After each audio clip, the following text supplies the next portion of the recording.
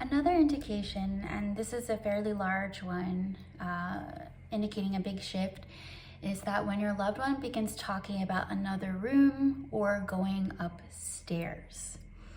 So in the dying process, people start to think about or start to envision or dreaming about places that are right next to where they are, like another room, going upstairs. They often talk about hallways with locked doors that they can't get into. They start asking about, like, I need this off of the shelf, or this door is locked, I can't get into it, I need the key. And they might even not even talk about the door, they just might say, I need the key, the door's locked, I need the key, or just, I need the key, I can't find the keys.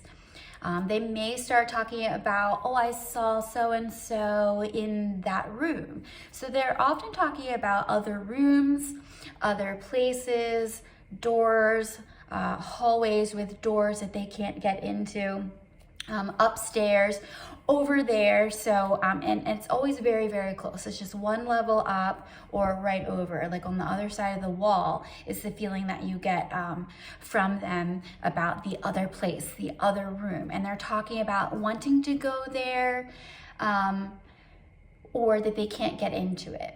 Now, when they start talking about, I've been there, I've dreamed about it, or I've seen someone in there, or I went into that room, I finally got into that room, or I finally went upstairs and it looks just like my house, then you have had yet another shift. So just talking about an upstairs, the room next door, the other place, the hallway with the doors that I can't get into. Just talking about that is one major shift in the process, but then the added talking about, I've been in that room, I know what it looks like, I saw my other loved one, my parents or grandparents in that room, or anybody that's deceased before them, I saw them in that room, or that room looks like my room at home, or that room looks like some other location that they've been before. That is yet another indication that you've moved further along in the death and dying process. So again, they might talk about it in very, very subtle ways. I can't find the key, or I need this off of that shelf, or I need this out of that drawer in the other room. And they may also start talking about people in those places that they've been there. And usually they're dreaming about this when they've been in there. So again, being dismissive is never helpful in these situations. Ask more questions like, oh, what did that room look like? Or if they're asking about the key, I can't find the key. Where do you think the key might be? Where would you like me to look for the key for you? That sort of thing.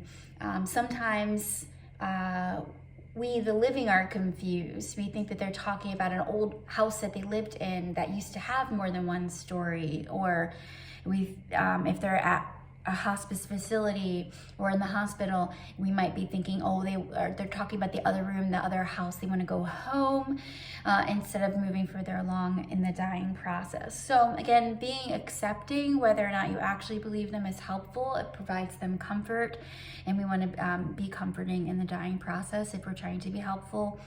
And so asking them questions again about, what does the room look like? Where can I find the key?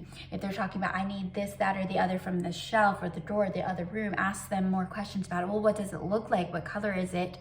That sort of thing. And it helps soothe them during the dying process. So talking about the other room, the other place, upstairs, hallways with doors they can't access is a major shift in the death and dying process. And then if they access those, then you're much closer to actual death than you were when they were just starting talking about these places. So I hope that helps.